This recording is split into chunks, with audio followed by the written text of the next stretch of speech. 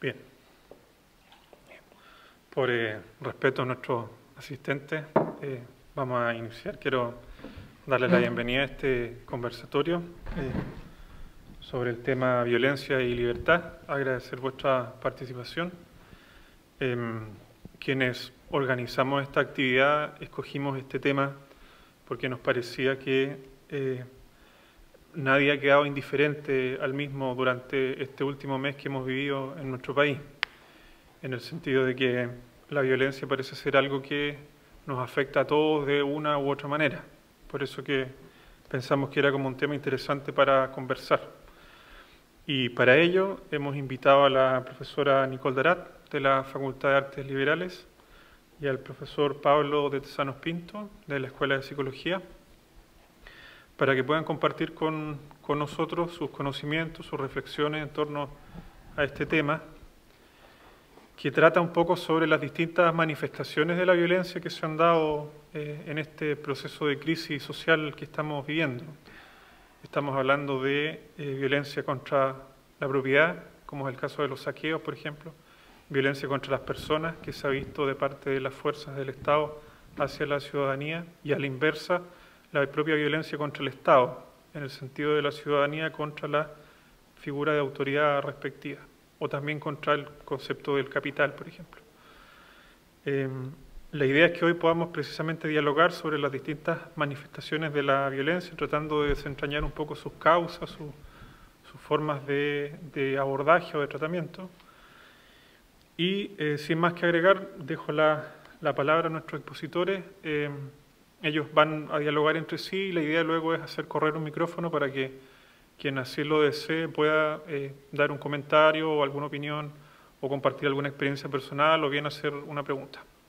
Eso es un poco nuestro contexto, así que les doy la bienvenida y les agradezco su participación.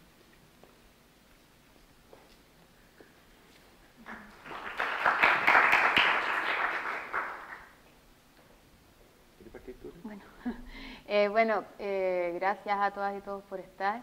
Creo que la invitación es súper interesante, reflexionar sobre el tema de la violencia. Yo soy profesora de filosofía y desde la filosofía el tema de la violencia es súper complejo, ¿no? Yo me dedico a la filosofía política y desde ahí uno puede hacer varias reflexiones, ¿no? La invitación, el nombre de esta instancia se llama Violencia y Libertad. Y ahí uno podría, por ejemplo, entrar desde las teorías del contrato social, por ejemplo. Si uno piensa el primero en usar digamos, el artificio este del contrato social fue Hobbes. Hobbes decía que el derecho natural, que es el derecho de todos a todos, es ilimitado e implica, ¿no?, la posibilidad de usar la violencia para conseguir lo que uno quiere. El derecho natural de todos a todos se entiende, ¿no?, para Hobbes como libertad. La ley, en cambio, es la limitación de esa libertad natural, digamos. E implica el pacto, implica la renuncia, ¿no?, a usar de manera privada la violencia. Rousseau, por otro lado, crítico de Hobbes, sostenía que la libertad natural, ¿no?, que no la entendía necesariamente como un uso violento, que él la entendía como casi un ser humano solitario, aislado de los demás, sin sociabilidad en un primer momento, donde la sociabilidad aparece solo posteriormente, y una vez que aparece la sociabilidad empieza a aparecer el conflicto. No necesariamente como la violencia como solemos representarnos a Hobbes, ¿no? Empieza a aparecer el conflicto. Esa libertad natural no puede mantenerse por mucho tiempo a lo largo del desarrollo de los seres humanos, ¿no? Para Rousseau parece que es inevitable tener que transformar o cambiar esa libertad natural por una libertad civil. Los seres humanos, dirá Rousseau, solamente pueden ser libres dentro de un contexto de una libertad civil. Y la libertad civil solo es posible mediante un contrato social, ¿no? Tenemos dos posturas distintas ahí. Por ejemplo, tomo estos dos ejemplos porque son como dos extremos opuestos de una misma como teoría, ¿no?, que es la teoría del contrato social. Digo dos extremos opuestos porque para Hobbes la libertad dentro de la sociedad civil es el silencio de la ley, ¿no? Mientras que para Rousseau es la obediencia a la ley y libertad. Esos son algunos elementos que nos puede prestar como la filosofía política moderna, que es el área donde yo me muevo más, ¿no? pero a veces esos elementos uno la dejan perpleja frente a la complejidad que tienen las situaciones a las que nos enfrentamos ahora, ¿no? Efectivamente, cuando empieza a circular, por ejemplo, la idea de la necesidad de un nuevo pacto social. ¿Qué significa la necesidad de un nuevo pacto social? O sea, cuando uno ve el nivel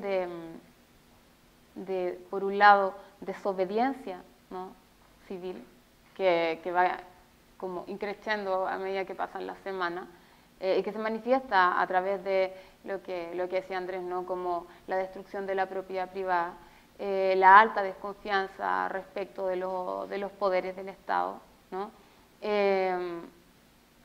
que culmina, digamos, con un poder ejecutivo prácticamente desaparecido del espacio público, ¿no?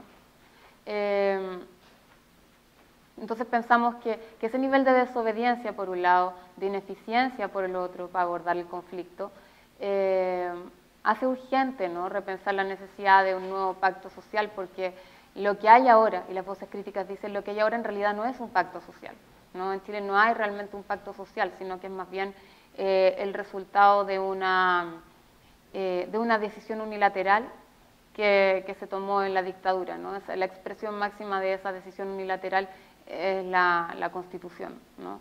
Entonces, una vez que esta especie de decisión unilateral impuesta durante la dictadura se hace manifiesta su crisis, la apariencia de obediencia, ¿no?, o la obediencia más bien que existía bajo la forma de silencio y de conformidad, desaparece, ¿no? Cuando emergen, digamos, distintas causas de las que podemos conversar, ¿no? Evidentemente no hay una sola causa para lo que está pasando ahora, ¿no? Pero se hace evidente que ese simulacro de pacto que está bien puesto ya es insuficiente y que es necesario repensar un nuevo pacto.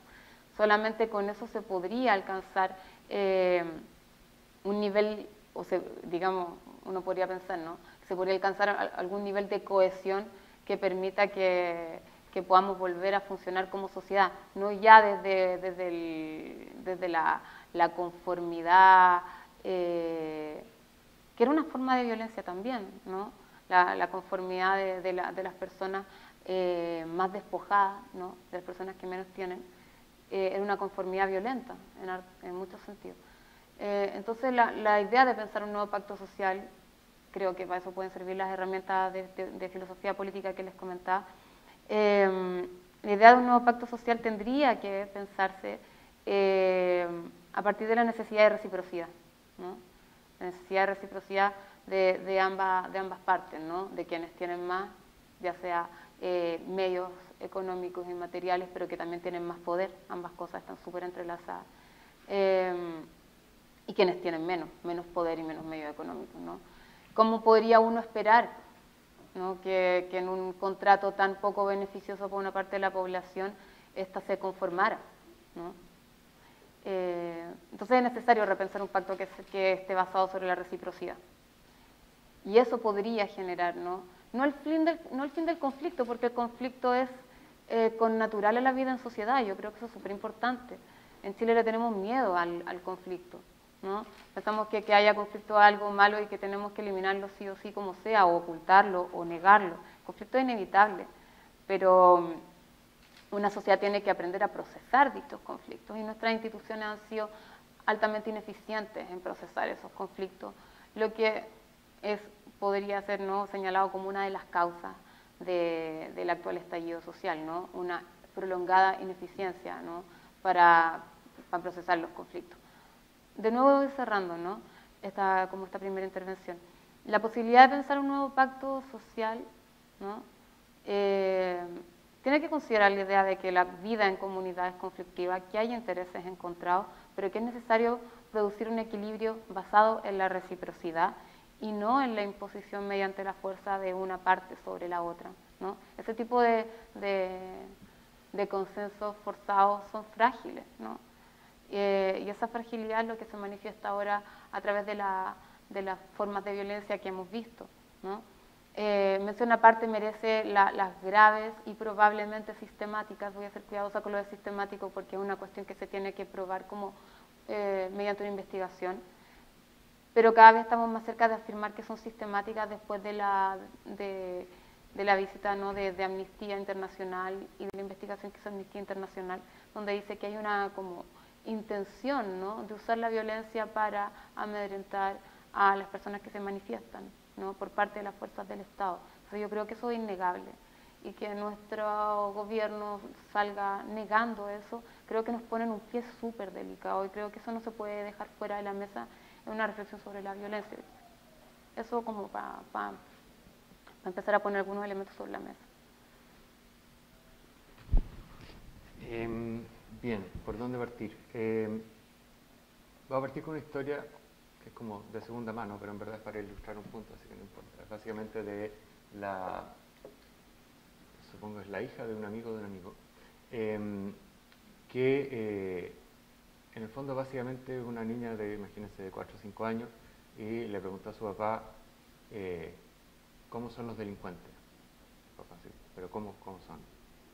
Y lo que resultó es que esta niña pensaba que los delincuentes eran no humanos, digamos, como yo creo que se está imaginando como algún tipo de monstruo, digamos, una criatura media mitológica que entonces le tuvieron que explicar que no son personas, pero malas, digamos. Y creo que esta historia ilustra súper bien una idea que probablemente, o sea, ustedes han escuchado, la idea de deshumanización en el fondo, que tiene un componente más extremo, digamos, que es como un mecanismo psicológico que permite que un torturador torture, por ejemplo. Pero también tiene un componente más sutil, como la forma en que probablemente hablamos de los delincuentes, que para una niña chica que está escuchando hablar no tiene de dónde darse cuenta que son personas, digamos. Y entonces, qué sé yo, este concepto de lumpen que se ha popularizado, ¿cierto?, cumple esa misma función, de modo que es una forma de deshumanizar, ¿no?, más sutilmente que otras, pero aún así es deshumanizar.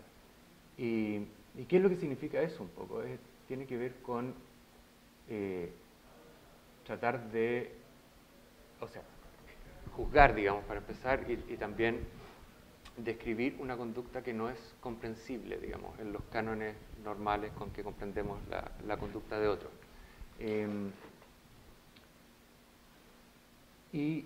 Implica una imagen de que la conducta de esta persona es completamente irracional e impredecible, digamos. Yo soy específicamente psicólogo social, y la psicología social tiene esta idea que es como muy fundacional, digamos, de darle importancia al contexto y a la situación para entender el comportamiento de las personas. Y efectivamente, o sea, dentro de las cosas que estudia la psicología social, movimientos de protesta, por ejemplo, incluyendo saqueos y etcétera, que ocurren, digamos, con cierta frecuencia en situaciones como esta, o en situaciones como el terremoto que hubo también. Y una de las cosas que es bien potente, creo yo, y que es como en la que me quiero centrar acá, es que esos comportamientos no son irracionales e impredecibles, digamos. El caso de los saqueos acá y la destrucción a la propiedad privada no es aleatorio, son las farmacias, son los bancos, ¿cierto? Eso no significa que no puedan haber excepciones de otros casos, digamos, pero normalmente deberían ser menos frecuentes, ¿cierto?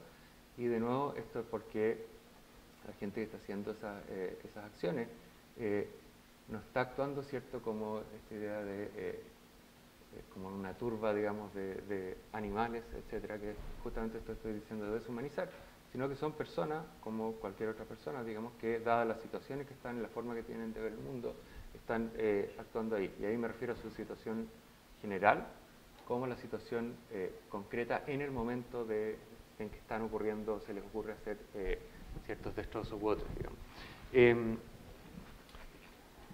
En mi departamento donde yo vivo en Santiago, pusieron, normalmente la comunidad del edificio se comunica poniendo cartelitos en el ascensor, y uno de los cartelitos era básicamente como inaugurando un grupo de WhatsApp por si venía esta turba y se metía a los departamentos a matarnos a todos, básicamente.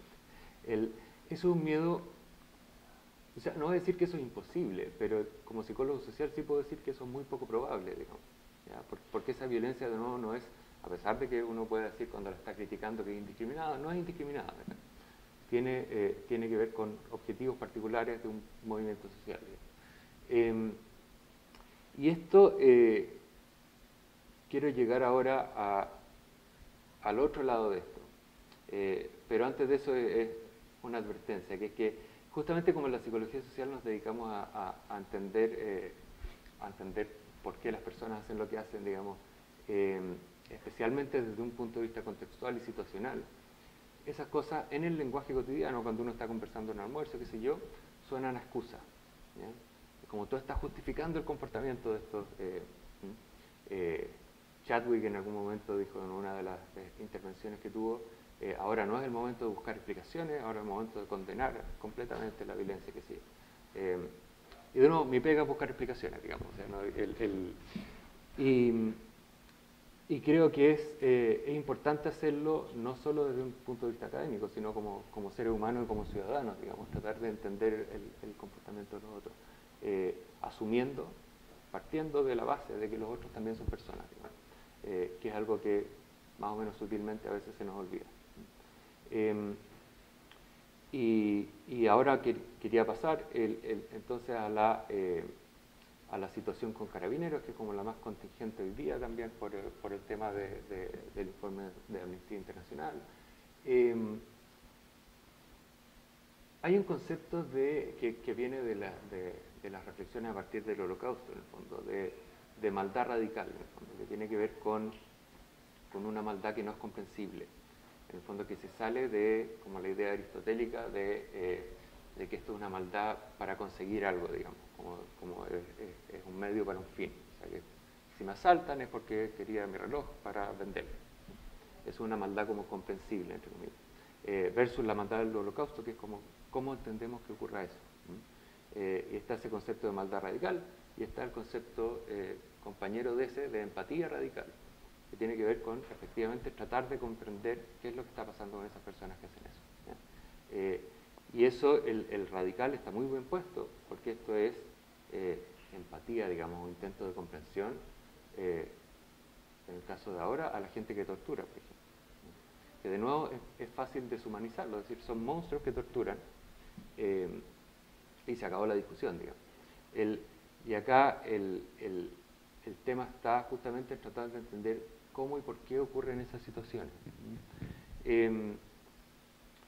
Y efectivamente a mí me preocupa mucho la reacción que tuvo ahora el gobierno de cómo intentar como rechazar categóricamente, desmentir el informe de Amnistía Internacional, porque eso es algo que tiene ciertos ecos de otros periodos de la historia de nuestro país y de otros periodos de la historia del mundo, digamos, donde estas violaciones a los derechos humanos son puestas en duda y la gente de verdad se pregunta, ¿será verdad que están matando gente, torturando, etcétera?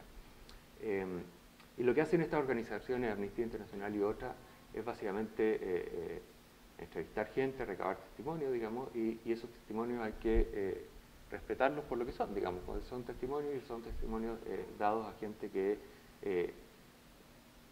sabe lo que está haciendo y les asignó un grado mínimo de credibilidad, digamos. Y el tema, ok, entonces, ¿cómo entendemos la situación actual? Como la interpretación que hizo Amnistía Internacional es más bien una interpretación institucional de que esto no son como ciertos casos aislados, sino que hay una política, por ejemplo, de represión, de violencia, etc. Hay una interpretación que es como intermedia y que es como muy propia de la psicología social, que tiene que ver con la cultura que se puede ir generando en Carabineros, a modo como de cultura organizacional, de normas más aceptadas, digamos, de pensar, de hacer las cosas, ¿cierto? Y que tiene que ver con una historia, en el caso de acá, ¿cierto?, de al menos desde el 2006, de un aumento, ¿cierto?, y una como la idea de que nuestro país se ha reacostumbrado a protestar, que es algo que estaba más bien perdido antes, ¿cierto? Y aquí hay un tema de dinámicas, digamos, entre Carabineros y los protestantes, que a medida que pasa el tiempo se va como agravando en términos de se va como haciendo cada vez más, más cristalizada una relación de mi grupo versus tu grupo, digamos, donde los carabineros no están como resguardando el orden público, sino más bien directamente ellos se ven como en contra de los manifestantes, y los manifestantes a su vez se ven como en contra de carabineros. Eso, hay investigación al respecto, y eso pasa de nuevo tanto en términos como de, a medida que pasan los años, ¿cierto?, desde comienzos de los 2000 hasta ahora, como en una situación de protesta particular, que puede partir de una forma, entre comillas, más pacífica, pero de a poco, y eso depende mucho de qué es lo que hace Carabineros en esa situación, se va generando esta relación como de mi propio grupo versus el otro grupo, ¿sí? Peor todavía, que es algo que no pasó al principio en este mes y un poco más que hemos tenido, la situación con Carabineros se ha vuelto tan complicada que las protestas en parte son directamente en contra de Carabineros, digamos. Son en contra de los abusos, y eso hace, exacerba esta situación. Y yo tiendo a interpretarlo, pero esto es obviamente una interpretación desde afuera, como psicólogo social, viendo lo mismo que pueden ver ustedes, digamos, en los medios, en la prensa, etc. Como que hay más bien una negligencia de parte de las autoridades de no darle suficiente importancia a esto, que una, digamos, como orden directa de hacer abuso, digamos. Pero eso, de nuevo, no les quita la culpa. Lo que estoy tratando de hacer es como de tratar de entender qué es lo que está pasando y por qué está pasando lo que está pasando. Y esto es, en el fondo, Carabineros debiera preocuparse del tema de derechos humanos no por la buena onda, digamos.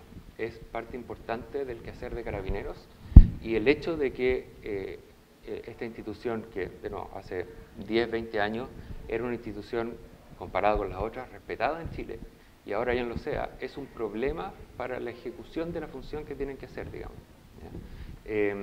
O sea, han habido casos, digamos, de Carabineros tratando de detener a una persona y las personas presentes ahí, ¿cierto?, tratando de impedir esa detención.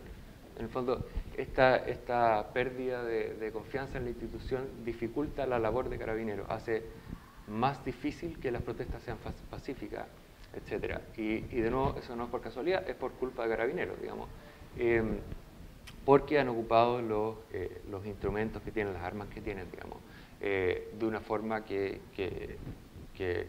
no es razonable y que es técnicamente incorrecta desde la psicología social, digamos, que es poco inteligente en ese sentido. Y eso no tiene tanto que ver con la composición exacta de los perdigones, tiene que ver con el uso de esas armas. Es como, da lo mismo de que sean los perdigones, importa mucho más la distancia desde la cual yo disparo esto, importa mucho más que el objetivo que se supone que tienen no es que penetren, digamos, en la piel, es que dejen moretones. Eso claramente no está ocurriendo, por el contrario, lo están ocupando de la forma más dañina posible, digamos.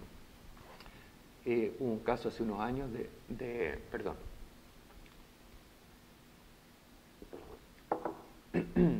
un carro lanzagua, que claro, si uno tira el chorro de agua a 2 metros de la persona que recibe ese chorro, eso ahora es un arma, digamos, potencialmente letal, no un arma de disuasión.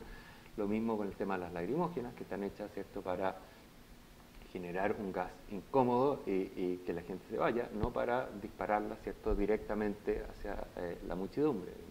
Y estos son como, de nuevo, usos que se salen de lo que se supone que tienen que hacer esas armas. Lo que de nuevo genera como este ciclo de violencia, ¿sí? Y de parte de Carabineros, y eso es lo que yo creo que es importante entender, hay también en el fondo, ese ciclo es importante. En el fondo, aquí hay Carabineros que, qué sé yo, en años anteriores, amigos de ellos han sido agredidos, ¿cierto?, han tenido diversas cosas, y eso, en el fondo, genera esta sensación de esta gente está protestando, está puro destruyendo el país, etcétera, etcétera, y ellos se lo explican de alguna forma y deshumanizando a esos protestantes, ¿cierto?, se justifican estas acciones en términos como informales, digamos, ¿ya? Así como los protestantes pueden justificar acciones en contra de Carabineros porque lo están viendo como monstruos irracionales, etcétera. Y creo que eso es algo que es muy importante de reflexionar al respecto y que, como les decía, puede ser muy radical, porque en general lo que estamos acostumbrados cuando conversamos es más bien a ponernos en a establecer la conversación en términos de un juicio moral de lo que hizo o no hizo otra persona y si estaba bien o estaba mal, digamos. Y eso es como muy natural de la forma en que pensamos y que nos comunicamos, y esto se sale de eso, y parece que estuviéramos dando excusas de la conducta, pero en el fondo lo que quiero comunicar acá es que tratar de entender esa conducta partiendo de la base de que son seres humanos en ambos lados es tremendamente importante para tener una imagen, digamos, más razonable de lo que está ocurriendo y poder justamente hacer política al respecto, en el fondo. O sea, yo creo que Carabineros, y eso es algo que yo no lo había visto antes en los otros informes, pero en este informe de Amnistía Internacional, una de las recomendaciones es una intervención a Carabineros, y eso yo creo que había de hacerlo hace rato, y absolutamente hay que hacerlo ahora, digamos. Justamente porque hay un tema ahí organizacional, cultural, digamos, que hay que cambiar, que no es que estemos preocupados de los derechos humanos por un requerimiento externo, sino que tiene que ser algo que esté integrado, digamos, a la función y eso, por lo que se ve de afuera, de nuevo, no es así. Eso. Yo propongo que nos hagan preguntas, comentarios, sí, y démosle ahí de... O sea, debiera haber un micrófono dando vueltas. Claro. Ya.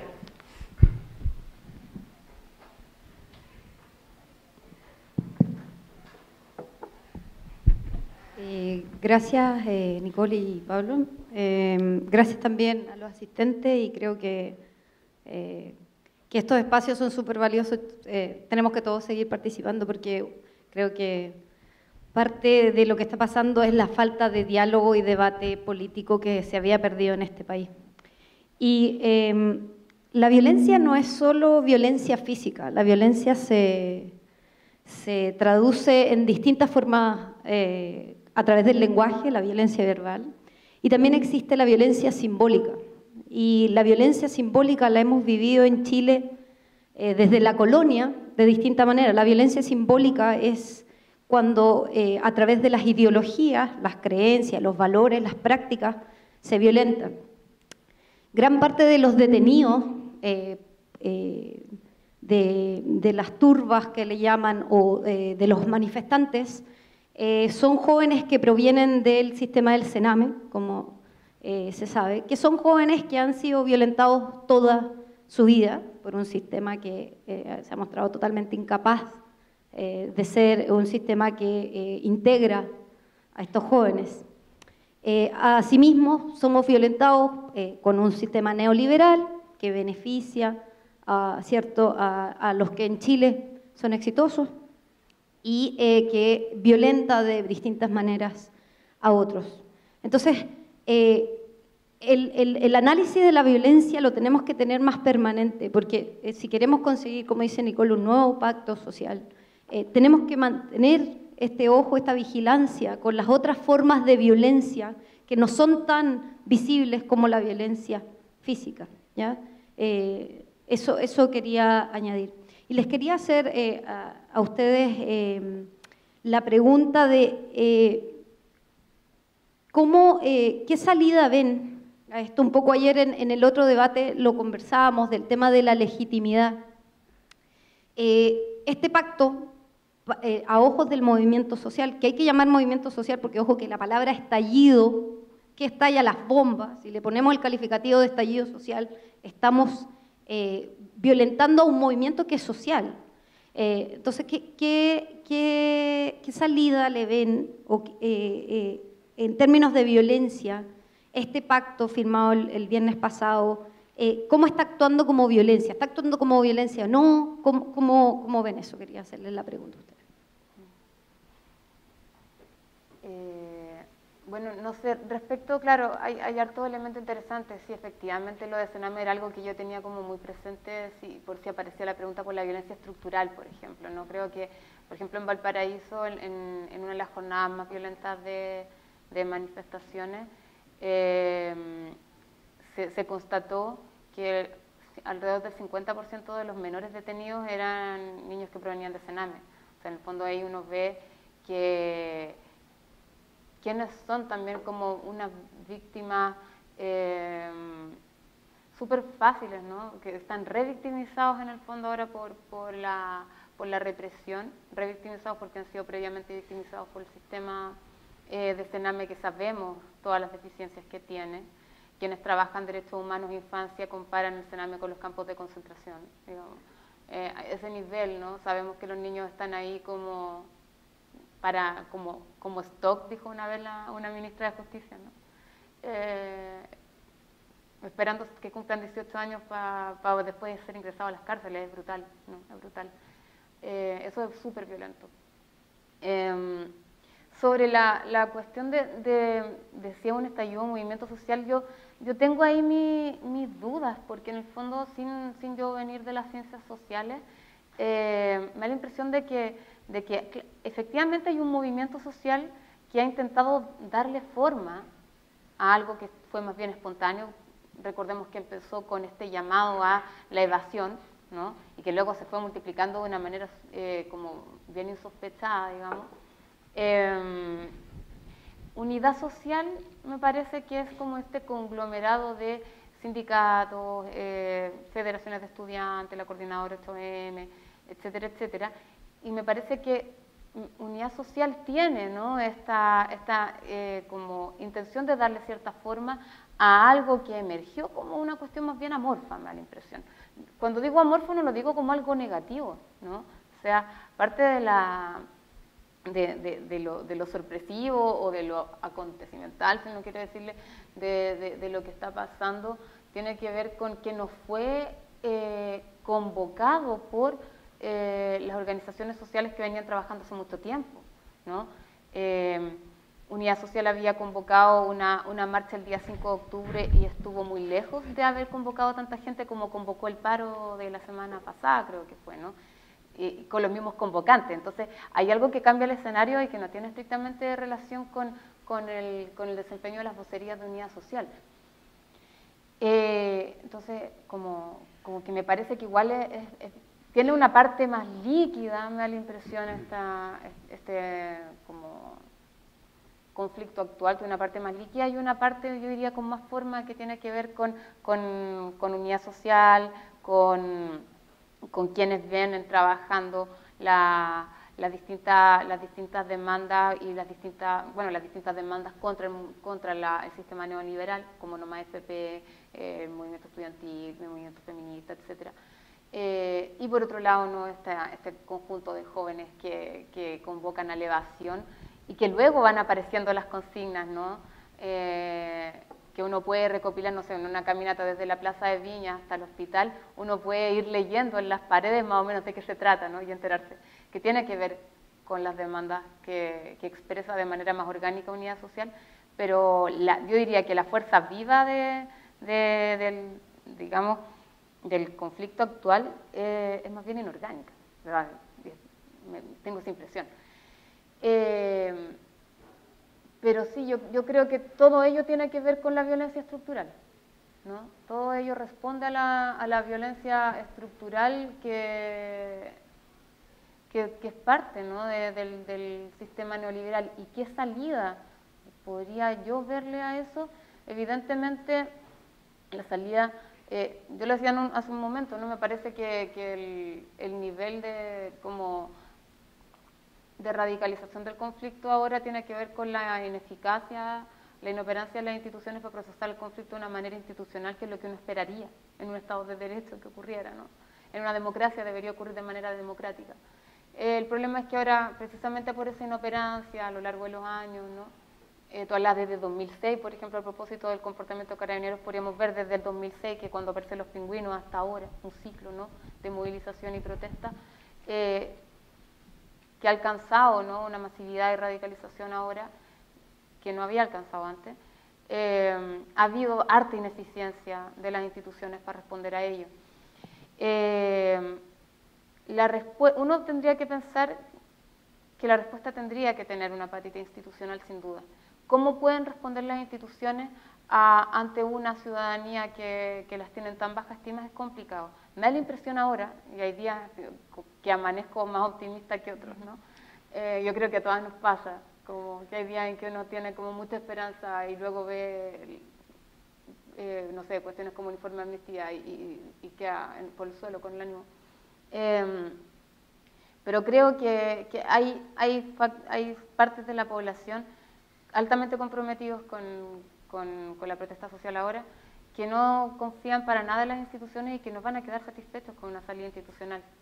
Y yo veo eso complejo, sin nunca bajar, digamos, la guardia ante la necesaria crítica de la institucionalidad. Creo que es complejo porque abre el escenario no sé, me parece a caudillismo y totalitarismo y esto ya como a título muy personal, a que se configure un escenario como el actual en Brasil. A mí eso me da como mucho miedo. Pero creo que la pelota tiene, o sea, digamos, la cancha la dibujó el movimiento social, ¿no? Ahora, ¿cómo van a procesar eso nuestras instituciones? Yo creo que tiene un desafío enorme porque están muy deslegitimadas. Pero yo creo que tienen que hacer un gesto pronto hacia el movimiento social, identificar qué interlocutores podrían validarse como interlocutores, probablemente Unidad Social, probablemente la CONES, la ACES, que también son los que convocaron estas jornadas de evasión al principio. Creo que tiene que haber un gesto importante hacia ellos, convocarlos como interlocutores válidos en cualquier salida que sea posible y, por supuesto, garantizar que no va a haber impunidad frente a las violaciones de los derechos humanos. Sin eso no me parece ni una salida posible.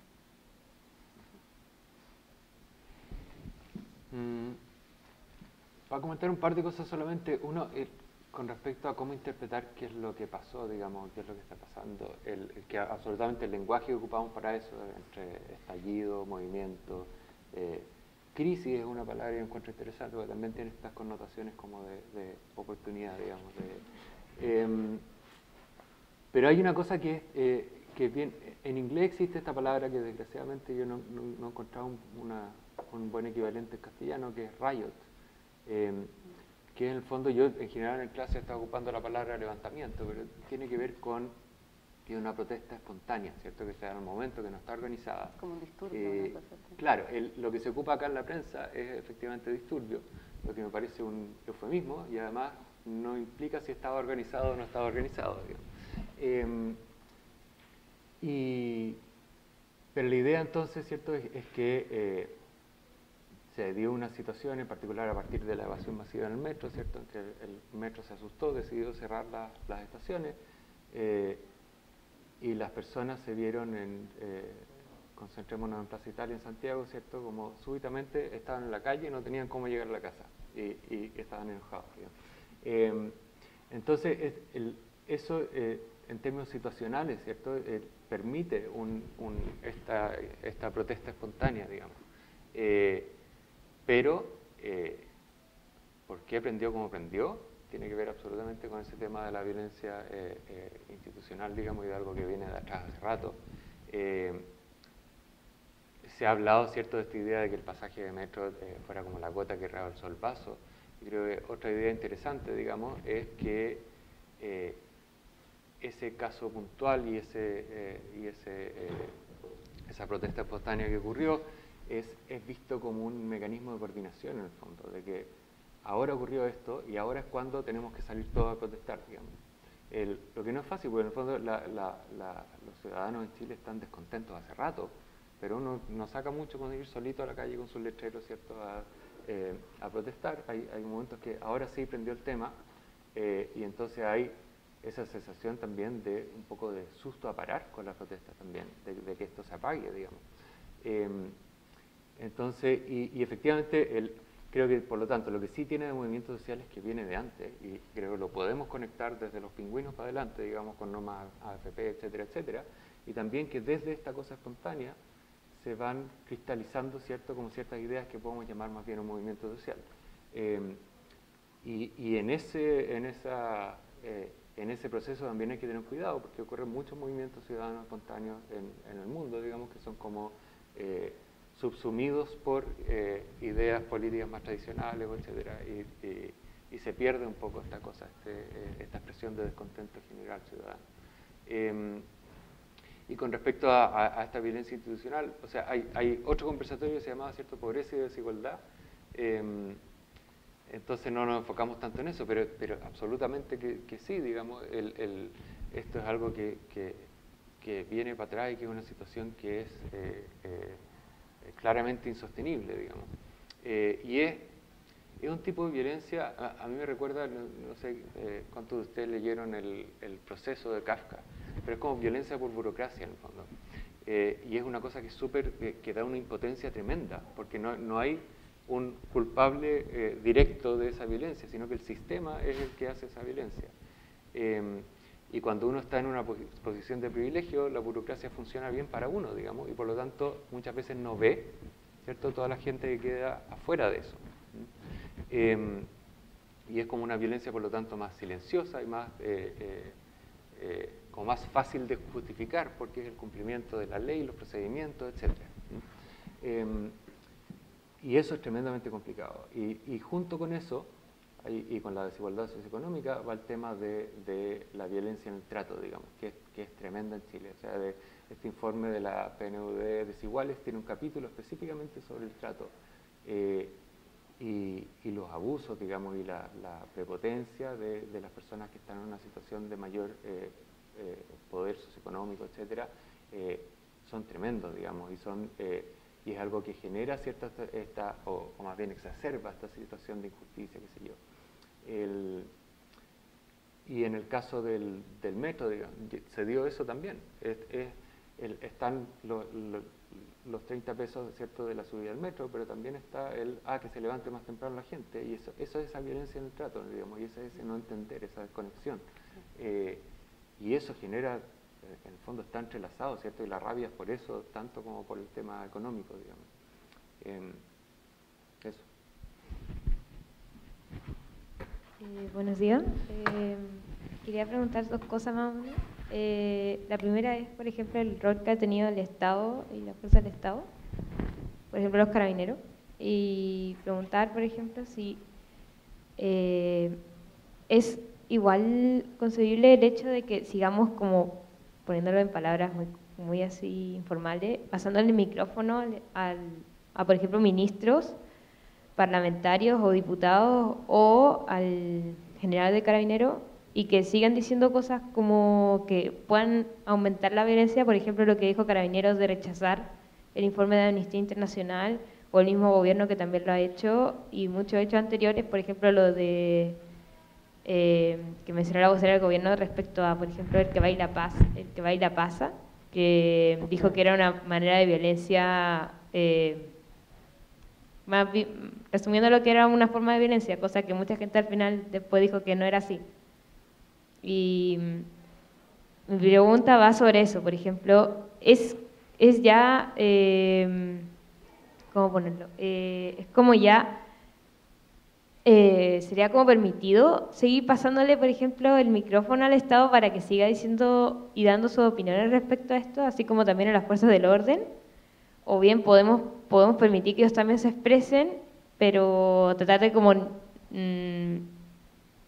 nivelar su nivel de expresión. Y también la segunda va, por ejemplo, con la destrucción de estos monumentos que han, por ejemplo, el de Pedro de Valdivia, Bernardo Higgins. ¿Qué tipo de violencia podría ser eso y por qué creen ustedes que se da? Porque, por ejemplo, en mi opinión, no va mucho así por un tema de destruir al Estado o cosas así. Entonces, igual a mí como que me entra la duda con respecto a ello, ¿por qué se destruyen? Bueno, yo creo que va un poco con lo que decías tú, ¿no? Hay un elemento, parto de atrás para adelante con tu pregunta, la destrucción de estatuas es súper selectiva a propósito de que no es una cuestión irracional, sobre todo la destrucción de estatuas es súper selectiva. Es la destrucción de estatuas que representan violencia colonial, pero de Valdivia, ¿no? En el sur votaron la estatua del tipo que contribuyó como al genocidio de los Selknam.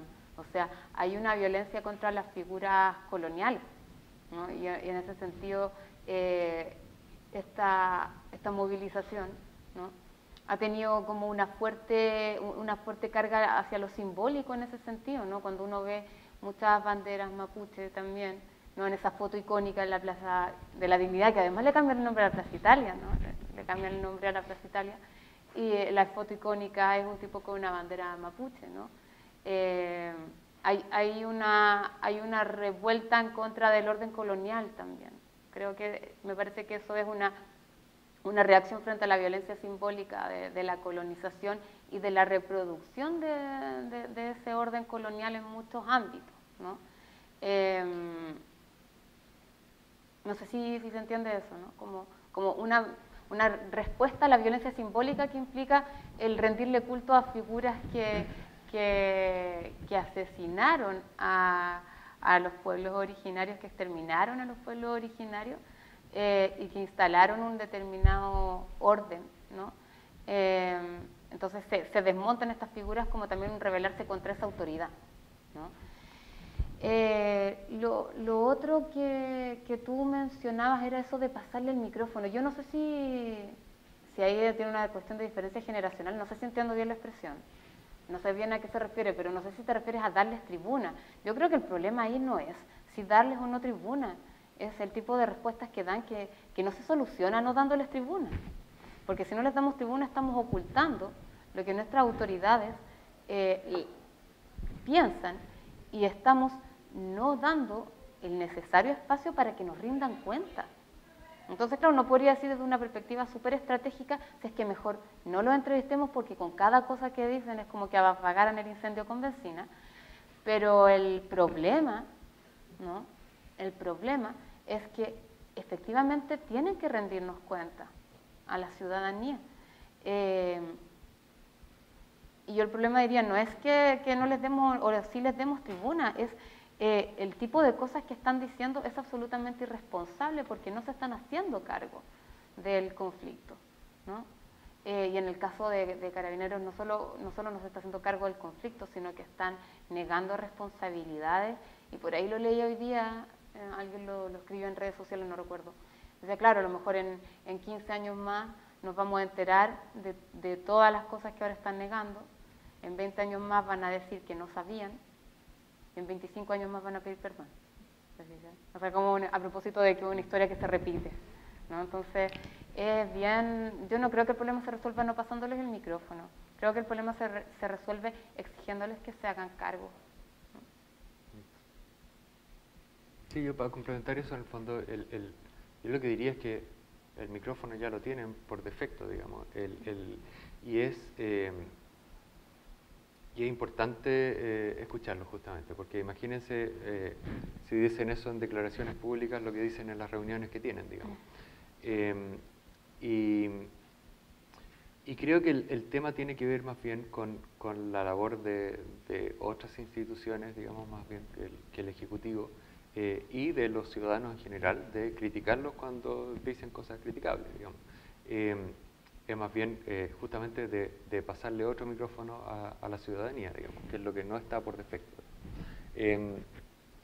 Y eso tiene que ver también con un cambio que tiene que ver con esto de lo que se viene para atrás. Básicamente el nivel de representatividad que tienen los políticos en Chile hace rato es bajísimo. Y en el fondo yo hice un estudio al respecto. Por ejemplo, una de las preguntas, así como de cuestionario, era: cuando voy a votar siento que ninguna de las opciones me representa.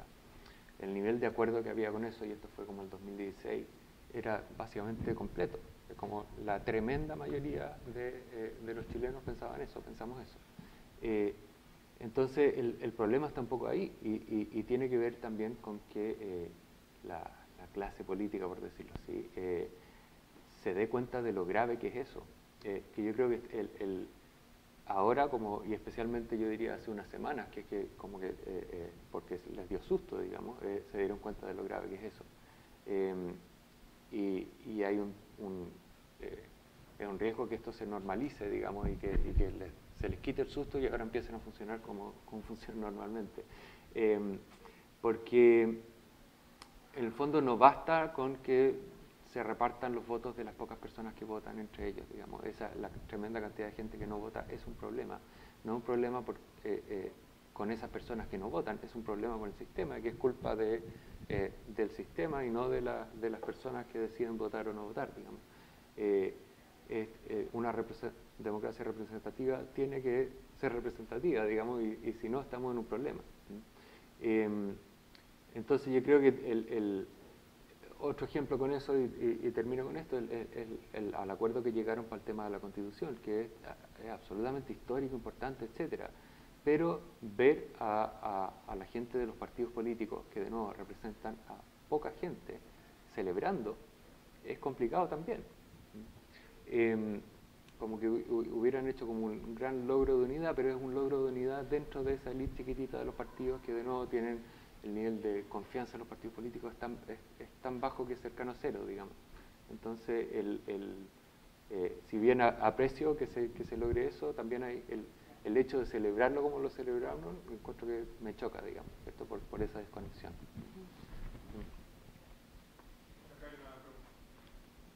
Hola, tengo dos preguntas.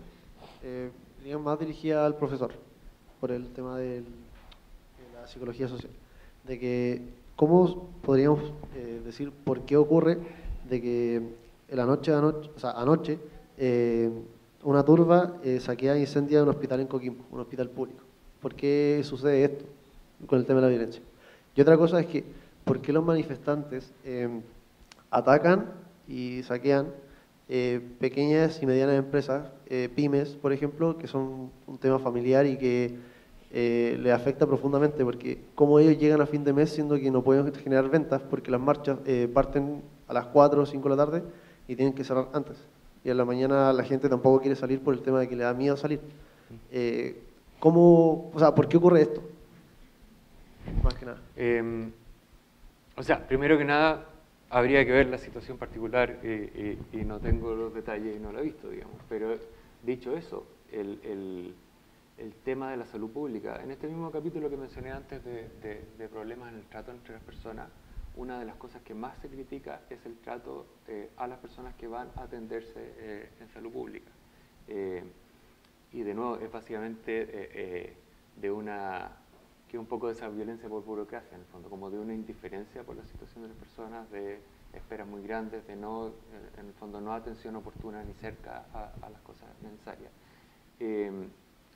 Pero en todo caso también agregar que, de nuevo, a pesar de lo que dije, es que el comportamiento de estos grupos de personas cuando son más destructivos, más violentos, no es aleatorio, no es irracional, pero eso no significa que no puedan haber excepciones y también, lo del hospital me parece raro, pero por ejemplo se escuchaba que atacaron una feria, por ejemplo, que tampoco tiene sentido en este esquema, ¿cierto? Pero también existen en el fondo grupos más radicalizados o menos, que en el fondo no están en esta misma lógica, pero de nuevo yo esperaría, y creo que es así, que eso es claramente minoritario, ¿no? Los objetos de ataque son grandes empresas, no pymes. Eso, pero de nuevo habría que ver el caso en particular. Pero, sí. Cumplía un año por el asesinato de la presidenta, que venía a eso de Callancha hacia eso de las 6 de la tarde, y ya los locales pequeños estaban cerrando y sus locales por fuera parecían como si estuvieran en un campo de batalla, llenos de acero y con gente soldando ahí mismo para que no lo atacaran. O sea, ¿por qué la gente ataca a estas pequeñas empresas? O sea, ¿qué culpa tienen ellos? Ok, de nuevo, sin saber la situación particular, eso también puede ser por el miedo a que los ataquen, Sí, no que porque no los hayan atacado. Sí. Que es un miedo súper comprensible, o sea, absolutamente. Y lo otro es que cuando estamos en una situación de una protesta que se vuelve violenta, hay destrozos, digamos, o sea, si hay ahí una tienda que tiene un ventanal de vidrio, es como absolutamente proteja su ventanal de vidrio, porque ahí es casi inevitable que algo va a ser destruido, digamos, los paraderos son otro ejemplo, etc. Pero claro, vemos los saqueos, ¿cierto?, de una persona como llevándose un televisor. El punto importante y humanizando a esa persona en situación de saqueo es que esa persona se está justificando moralmente lo que está haciendo porque el televisor es de Walmart, ¿sí? Y eso no ocurre con ir a atacar una feria, digamos, y por eso esos son casos como menos frecuentes y más extremos, diría yo. Sí, yo creo que ahí, yo sé que la pregunta era para el pero yo creo que habría que distinguir, claro, entre el que tengan que cerrar antes, que efectivamente ha significado pérdidas sobre todo para los locales chicos que tienen menos colchón, y que hayan sido efectivamente objeto de ataques, ¿no? Efectivamente ha sido eso minoritario porque hay, pareciera un plan político en atacar aquellos comercios que son los que violentan más a la gente, ¿no? Con la colusión, los precios, los créditos y las tasas de interés altísimas del crédito del retail, que no es lo mismo que los créditos que te dan los bancos, ¿no? Entonces hay, bueno, y además violencia hacia los bancos, las sedes de las AFP, etcétera, etcétera, que tienen como un plan más político. Y claro, lo otro es que pueden resultar como más incidentalmente sin tener detrás un plan político, ¿no? Y lo otro, claro, es que evidentemente hay también saqueos de oportunidad, ¿no? O incluso gente con antecedentes penales por robo que aprovecha, ¿no? O sea, yo distinguiría como los saqueos con un plan político, los de oportunidad y los de ya hay gente como bandas organizadas que roban, que aprovechan el pánico para robar, digamos, ¿no? O sea, igual habría que distinguir ahí también las fuentes de eso.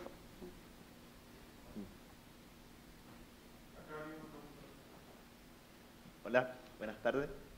Mi nombre es Ignacio y tengo una preocupación de fondo sobre lo que hablan y sobre temas que han tocado. Y antes que nada, para que no se malinterprete la idea, quiero decir que estoy totalmente de acuerdo con esa violencia burocrática que existe en el sistema que nos encontramos hoy en día. Pero me causa cierta preocupación ideas que plantean y que he escuchado mucho en conversatorios y algunos cabildos que he ido con gente que en un principio no conocía, que es sobre este odio hacia una institucionalidad y un miedo, y como un miedo intrínseco que hay hacia una derecha. Por ejemplo, la profe recién decía que hay como mucho temor de llegar a un Brasil.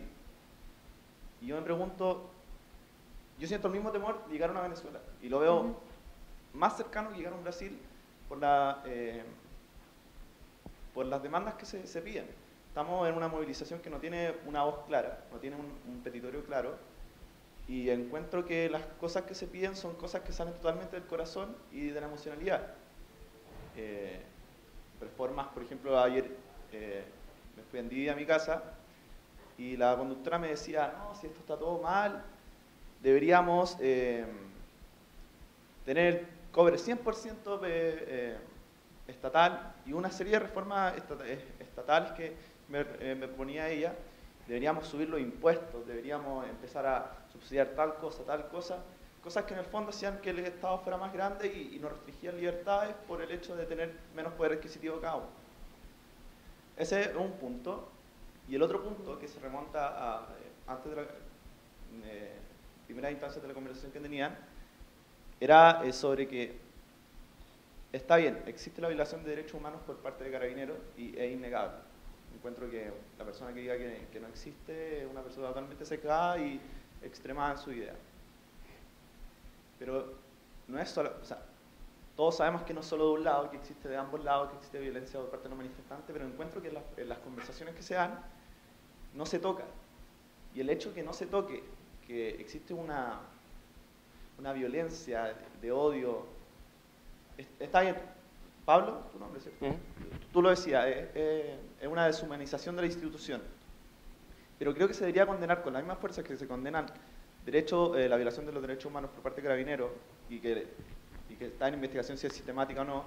Se debería condenar de la misma fuerza, de la misma intensidad, la violación de los derechos humanos hacia los Carabineros. Y no es un afán de defenderlo, es un afán de no generalizar ciertos casos, porque hasta donde tengo entendido son un poquito más de 200 traumas oculares los que se han registrado, de cuánto se estima que son 3 millones de manifestantes. No quiero quitarle importancia, pero quiero decir que es una cifra mínima. Es la más alta del mundo. No, pero en comparación a y también la gente que manifestó también es súper grande. No creo que sea una cifra para generalizar el actuar de Carabineros. Creo que es preocupante, sí, que cada caso debería ser condenado también, porque obviamente nadie puede salir a manifestarse y que devolverse sin dos ojos, un ojo. Encuentro que es inconcebible. Pero igual de inconcebible que se condenen más los derechos humanos por un lado que por otro, porque le quita un cierto poder a la institucionalidad, como lo que decía Pablo, que al final tenemos una institucionalidad que no tiene peso y que nos acercamos cada vez a un vacío más anarquista. Y en un vacío, bueno, y sorry si me explayo mucho, esto es el último minuto que cubo, pero hacia un vacío más anarquista nos llevamos, es que se van a ir restringiendo libertades que se producen por el resguardo de ciertos derechos que tenemos nosotros, y lo que va a producir en el día de mañana, bueno, en amplias palabras, es que va a empezar a faltar la comida. Ya se ha visto, el dólar está a 800, la inversión ya venía baja y ahora está en cero. Va a faltar la comida y se va a poner peor la cosa. Entonces, encuentro yo, desde un punto de vista personal, que si que no reforzamos un poco más la institucionalidad, condenamos la violencia por ambos lados, estamos yendo voluntariamente hacia un callejón sin salida, un salto. Sí. Eso, gracias. Bueno, varias precisiones sobre lo que decías, ¿no? La primera de ellas es que la violación a los derechos humanos no la pueden hacer individuos, solamente la puede hacer el Estado a través de sus agentes. Por ende es incorrecto decir que los manifestantes violan los derechos humanos de los carabineros, ¿ya? Partiendo por eso. No, eso es una cuestión técnica, no es una opinión, ¿ya? Independiente de las agresiones que ocurran o no, técnicamente el término de violación a los derechos humanos solamente lo puede hacer el Estado a través de sus agentes, ¿ya? Y por otro lado, creo que efectivamente, ¿no? Hay que condenar toda la violencia, digamos, uno quiere entenderla, y a mí me gustó la distinción que hacía Pablo, ¿no? Uno quiere entenderla y uno no puede evitar tratar de entenderla, lo cual no quiere decir que la legitime, ¿ya? Ni que la avale. Lo que pasa es que muchas veces uno la entiende, ¿ya? Lo cual no quiere decir de no avalar, que es decir que es un medio válido. Por otro lado, no creo que se pueda condenar con la misma intensidad los saqueos o el uso de la práctica de el que baila pasa con la desmedida o el desmedido uso de la violencia policial. No se puede condenar con la misma intensidad porque la vida y la propiedad no valen lo mismo, ¿ya? Al menos para la mayoría de las personas la vida y la propiedad no valen lo mismo. Entonces no se pueden condenar con la misma intensidad, se tienen que condenar con intensidades diferentes, ¿no? Creo que llamar a condenar con la misma intensidad los daños a la propiedad privada que la violación de los derechos humanos ha sido parte de esas declaraciones que han suscitado más enojo en la gente. Sobre lo del miedo personal hacia una cierta derecha, bueno, yo insistí en que era una posición personal, ¿ya? Una posición personal.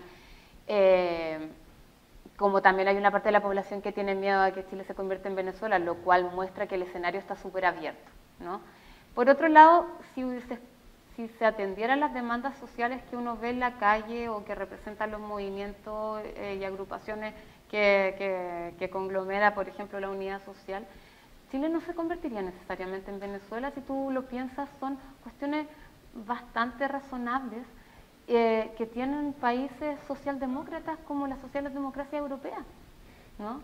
Nadie está pidiendo, yo no creo que la gente esté pidiendo necesariamente un Estado gigante, yo creo que es un miedo un poco injustificado, ¿no? La gente no quiere un Estado gigante. Bueno, de hecho hay una parte de la gente que no quiere ningún Estado y ahí tú dices, hay una anarquía, ¿no? Que son dos cosas distintas, o quiero un Estado gigante como los socialismos reales del siglo XX, o no quiero ningún Estado. No sé, que son cuestiones distintas. No creo que la gente esté pidiendo necesariamente un Estado gigante. A mí me parece, al margen de mis preferencias personales, me parece que lo que la gente está pidiendo es una socialdemocracia. Está pidiendo un marco de decencia en el cual vivir, ¿no? Yo creo que el conjunto de demandas apuntan hacia eso. Sí, yo también quiero solamente el cortito destacar que esa crítica a Carabineros no es a las personas que son carabineros, sino que es más bien a la institución que tiene un mandato, ¿cierto? Y una pega que hacer. Y creo que ciertamente se podría haber hecho mejor, digamos. Y esa crítica no es equivalente a los protestantes, porque los protestantes no son una institución, no tienen una organización, no tienen un mandato, digamos, ¿cierto? Y creo que es complicado pedirle a los protestantes que tengan una lista de demandas. Esa es la parte de que es más bien un tema de descontento por desigualdad y abuso, básicamente. Y a medida que esto, como decía, se va cristalizando, van a ir surgiendo y han ido surgiendo, digamos, como o demandas o propuestas específicas, digamos. Y ahí de nuevo más bien pega de la institucionalidad trabajar esas demandas de una forma u otra. Y hay múltiples formas de hacerlo, digamos. Entonces tiene más que ver con una preocupación de cómo debiera funcionar la institucionalidad democrática, que con si la razón la tienen los carabineros o los protestantes, digamos. Entonces no, y creo que eso también creo que es importante decirlo, no es necesariamente de izquierda, para nada. Y de nuevo, esta es otra forma en que este es un movimiento que, especialmente cuando partió, no tenía nada que ver con izquierda, derecha, etcétera, completamente. De hecho, o sea, uno puede ver simplemente por el grado de acuerdo que tenía en esas semanas, incluso considerando que las encuestas que habían eran encuestas online, que en una situación de protesta en la calle, las encuestas online obviamente tienen un sesgo para los que no están protestando, digamos. Incluso ahí había un tremendo apoyo al tema. Y ese apoyo no es que entonces todo Chile es de izquierda, digamos, porque eso no es así. Y justamente a medida que pasa el tiempo, se va cristalizando, las instituciones, partidos, etcétera, van como reconfigurándose en base a esto, es que la discusión parece ponerse ahora de nuevo como un tema de izquierda-derecha, y yo de verdad creo que no es así, o al menos eso no es lo que yo quiero como expresar con lo que estoy diciendo. Súper chico y para tampoco estar hablando todo el rato yo. Sobre el tema del que no hay la pasa, encuentro que es totalmente racional compararlo directamente como con una violación o una violencia de carácter fuerte. O sea, vimos el otro día en Reñaca que un tipo lo pararon, y él que no baila pasa, y no bailó, lo bajaron y le pegaron. O sea, no estamos hablando de propiedad, estamos hablando de la vida del que estaba manejando. Ahora, si es que queremos quitarle el peso y decirle que, porque estaba con un ritmo de música como para bailar, no es violencia, o sea, no entiendo muy bien de qué estamos hablando y por qué estamos tratando de violencia una cosa y otra no. Una precisión, yo no dije que no lo fuera, yo digo, no se puede condenar con la misma intensidad porque no es la misma intensidad. Entonces, si tú me dices que lo puedes comparar con una violación, ¿te refieres a una violación sexual, a violencia política sexual? ¿Crees que es comparable? ¿Cuántos casos de violencia política sexual hay registrados? Denunciados, no manejo la cifra exacta, 50 y algo, ya. No, es que no entiendo en qué sentido es comparable. Pero es que a ambos casos se trata la vida. Pero no es comparable que te hagan bailar con que te penetren con una luma, Ignacio. Está Es absurdo. entre una línea la vida del hombre y quién sabe si te pega una patada en la cabeza y lo mata. ¿No es comparable? Ya, ahí sería comparable en caso de que eso ocurriera, sí, pero no ha ocurrido, yo no veo que pueda ocurrir algo así, ¿ya? Ahora, a mí me parece particularmente preocupante la analogía con una violación sexual. Yo no lo estaba comparando con una violación sexual, lo estaba comparando con una violación física de los derechos humanos que podría ser un perdigón en el ojo. Ya, bueno, tenemos diferencias súper importantes, no quiero convertirlo en un diálogo. Para decir un par de cosas nomás, mi impresión, y desde que salió el tema del que baila pasa, yo lo encontré mala onda. Esa fue mi descripción mental de lo que ocurría. ¿Por qué es mala onda? Porque hay gente introvertida que no le gusta bailar, porque hay gente que le tiene susto a las protestas y por lo tanto no es como que la pongan a bailar, es una cosa tremendamente fuerte, digamos. Y porque hay gente que está en desacuerdo, digamos, como ideológico con el tema, y de nuevo que lo pongan a bailar es una cosa, de nuevo, violenta. Pero el mismo argumento que dije antes, es diferente la violencia de parte de particulares que la violencia de parte del Estado. Y de nuevo es algo como en psicología estudiado desde múltiples perspectivas en el fondo. Para ocupar el ejemplo de la violación, ocupando el mismo hecho, que te viole una persona particular porque tú ibas caminando en la calle o que te viole un agente del Estado, no es lo mismo. Y no es lo mismo porque genera una sensación de abandono, digamos, en términos sociales, ¿cierto? Como de ¿a quién voy a ir a acusar que me violaron si el que me violó es un agente del Estado, digamos? Y por lo tanto genera una condición de desprotección que es mucho peor que una violación particular, digámoslo así. Y esa diferencia es súper importante de considerar, digamos, por los efectos psicológicos que tiene ser víctima de una violencia versus otra. Solamente ese como comentario. No lo estoy poniendo en contra, estoy comentando a partir de lo que dijiste. Sí. Hay una pregunta, solamente quisiera tomarme la libertad de hacer un pequeño comentario. Hace un par de semanas atrás se hizo conocida una situación en donde un relativamente connotado académico chileno, me refiero a Axel Kaiser, fue atacado por un grupo de personas mientras daba una conferencia en Suiza, entiendo, sobre los datos económicos de nuestro país. Y yo recuerdo que cuando leí la noticia, lo primero que pensé es, si uno separara desde la óptica de las ciencias humanas o sociales, ¿cómo se podría explicar ese fenómeno?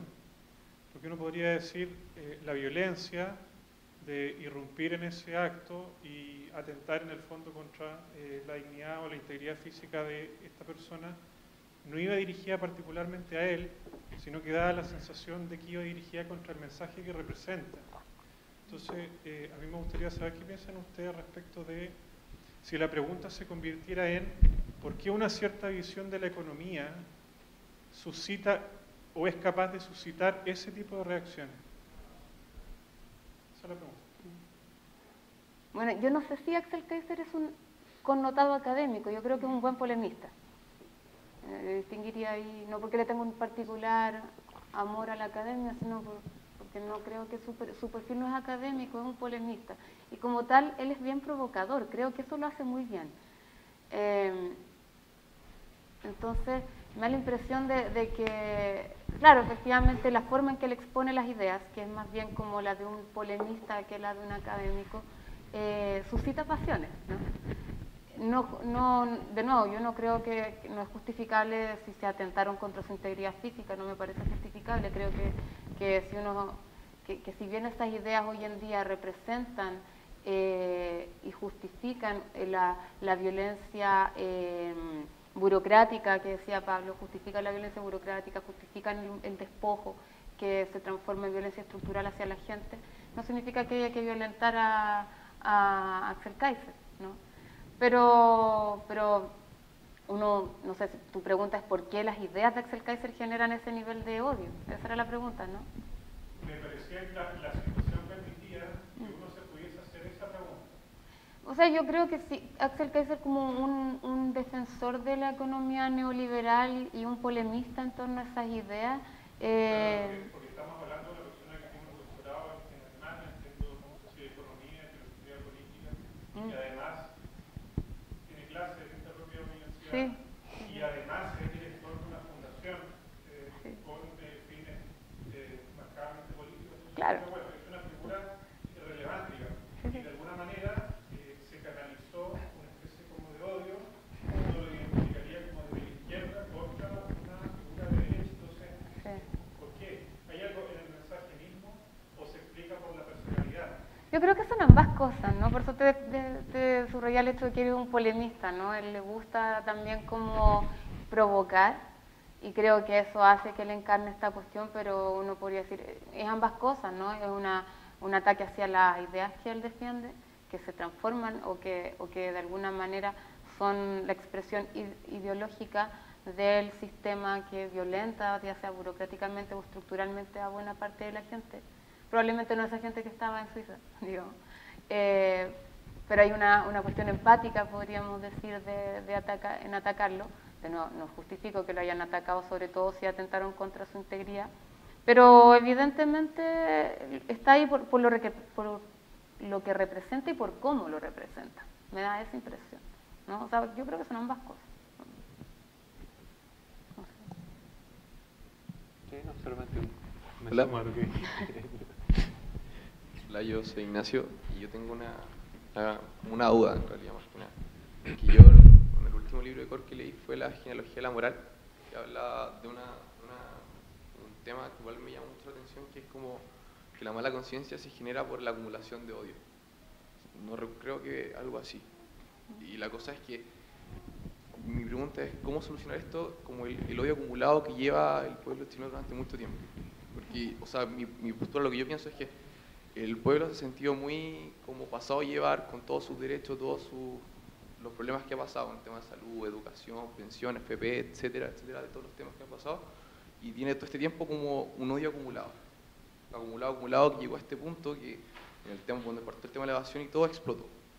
Yo siento que explotó este odio, y el odio como que ahora lo que está haciendo es como lanzar ese odio, ya sea frente a plazas, policía, etcétera, y hay como un odio constante presente dentro de la sociedad. Y al haber odio, hay violencia. Y cuando hay violencia, la policía responde con la misma violencia. Entonces, al haber violencia contra violencia, hay más violencia. Entonces, yo he tratado de pensar una solución lógica para poder arreglar esto, pero yo no he podido como llegar a una conclusión certera de cómo poder arreglar esto. Entonces, yo quería saber cuál sería su solución como más razonable o su punto de vista respecto a esto. No sé, yo creo que tu diagnóstico es súper, en mi opinión, tu diagnóstico es súper correcto. O sea, me parece que si uno lo aborda desde Nietzsche puede llegar a esas conclusiones. Ahora, claro, mi distancia, por ejemplo, con Nietzsche en ese punto es la forma en que él entiende el resentimiento, ¿no? De verlo como algo como propio de, como algo que hay que eliminar o algo que... Ojalá el resentimiento no existiera, pero, por ejemplo, si uno se va a otros pensadores, por ejemplo, el mismo Adam Smith, a propósito de este auditorio, Adam Smith creía que el resentimiento era un sentimiento moral, una reacción ante la injusticia, ¿no? Y que era como la base moral de la búsqueda de justicia, ¿ya?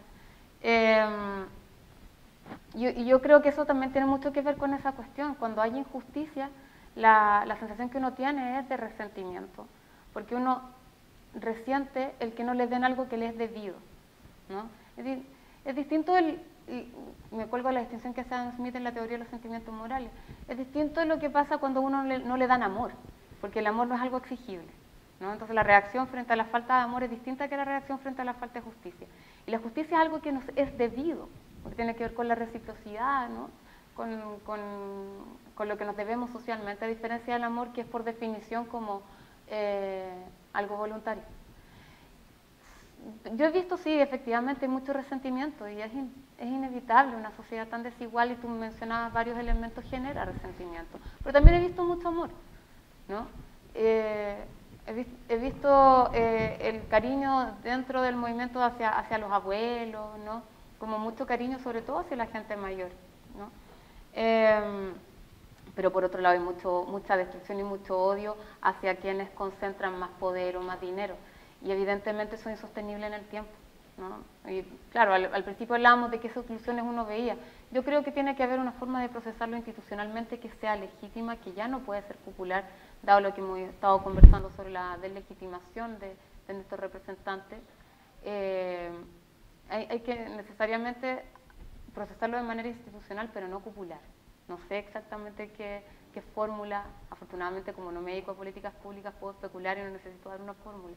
Pero tienen que, yo creo que está en las manos de quienes están en las instituciones y quienes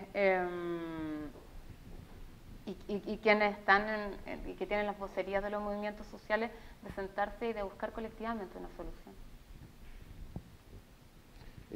Dos preguntas más. Ya, pero cortito yo quiero decir también algo. En los estudios que se hace de protesta, uno de los temas que se estudia, que es muy natural que sea así, es como de qué depende que una protesta, ¿cierto?, incluye acciones destructivas, violentas o no, digamos. A veces en distintos papers se le llama como normativa versus no normativa, etc.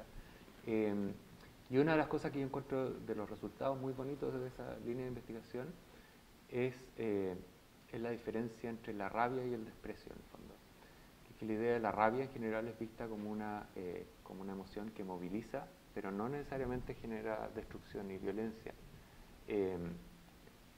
sino que esta otra emoción, el desprecio, en el fondo, es lo que se asocia específicamente con acciones violentas.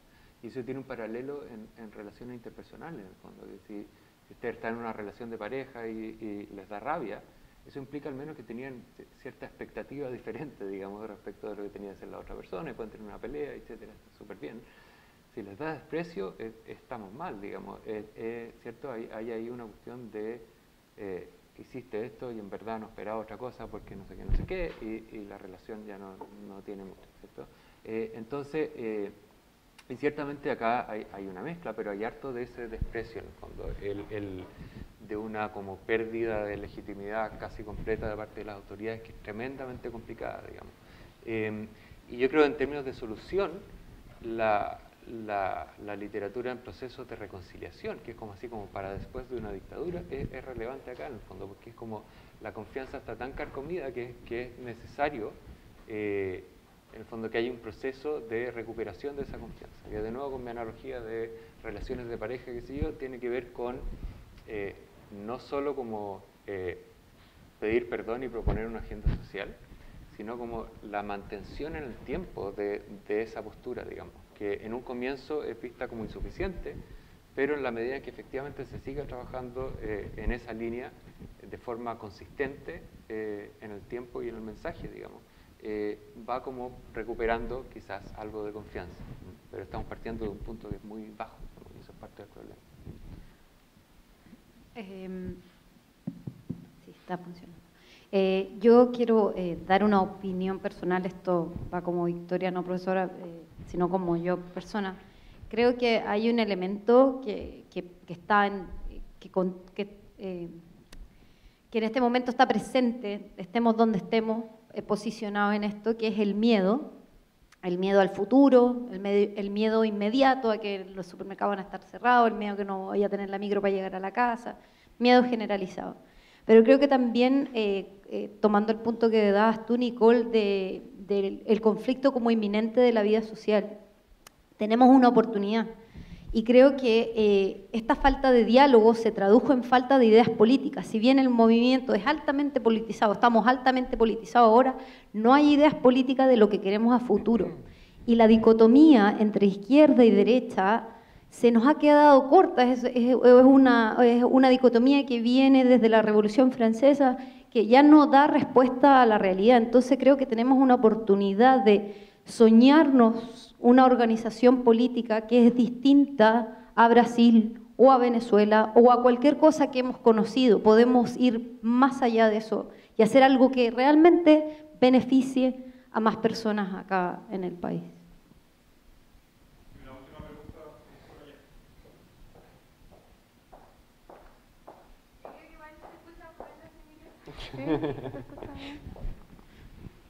En cuanto a esta crisis de la institucionalidad, me gustaría hacer una pregunta directamente por el tema de Carabineros.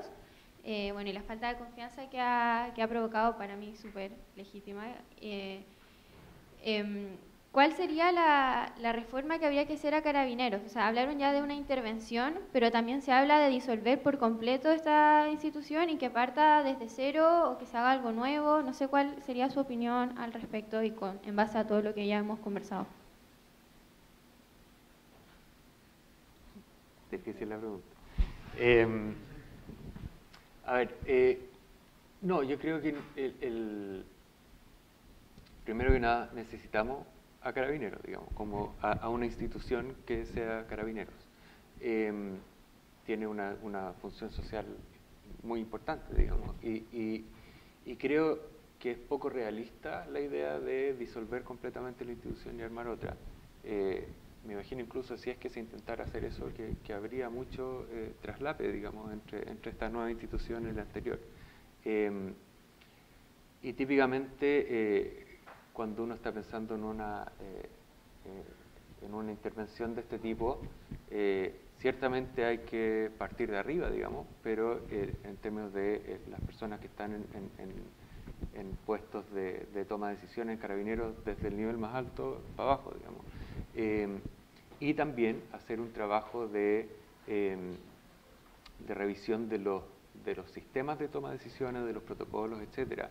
Eso es un tema que es súper relevante y aparentemente no está tan claro, en parte porque los protocolos no son públicos, los de Carabineros, y la parte que es pública es inconsistente con declaraciones que han hecho dirigentes de Carabineros. O sea, por ejemplo, la cosa de las escopetas esta, es para en situaciones donde está en peligro la vida, no la propiedad privada. Es como nunca fueron para el tema de la propiedad privada.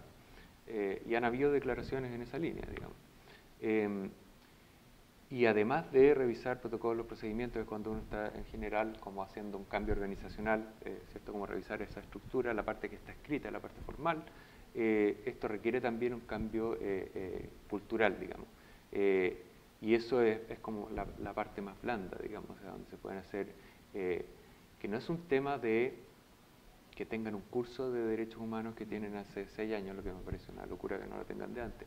Es un tema de cómo integramos la preocupación de los derechos humanos al funcionamiento de Carabineros, digamos. No es un tema de conocimiento, un tema de actitudes y un tema aterrizado a, ok, ¿qué tipo de cosas pueden ocurrir que serían violaciones de los derechos humanos y cómo yo, como miembro de Carabineros, podría reaccionar a estas diferentes situaciones, ¿cierto? Hay una cosa que es más práctica de eso. Que puede ser que estos cursos lo incluyan, de nuevo, pero que tiene que permear la organización, digamos, y eso es... sí. Eso. Sí. No era añadir mucho más. Yo creo que tu respuesta fue súper completa. Iba a decir también un poco en torno a esa cuestión de la formación en derechos humanos. Efectivamente uno pondría el dedo ahí, pero efectivamente como enseñar más o mejor no necesariamente va a significar que de hecho actúen de esa manera, ¿no? Permear la cultura parece como súper importante. Y lo otro, garantizar que estén efectivamente sometidos al poder civil, que es algo que hoy día está súper en duda, ¿no? La declaración que hicieron ayer era como se salía del ámbito de lo que ellos pueden efectivamente hacer. Entonces, hay que ver, no sé exactamente cómo, ¿no? Pero habría que encargarse de que respondieran la autoridad civil, que hoy día no lo están haciendo. Perdón, Andrés. Por favor, un aplauso.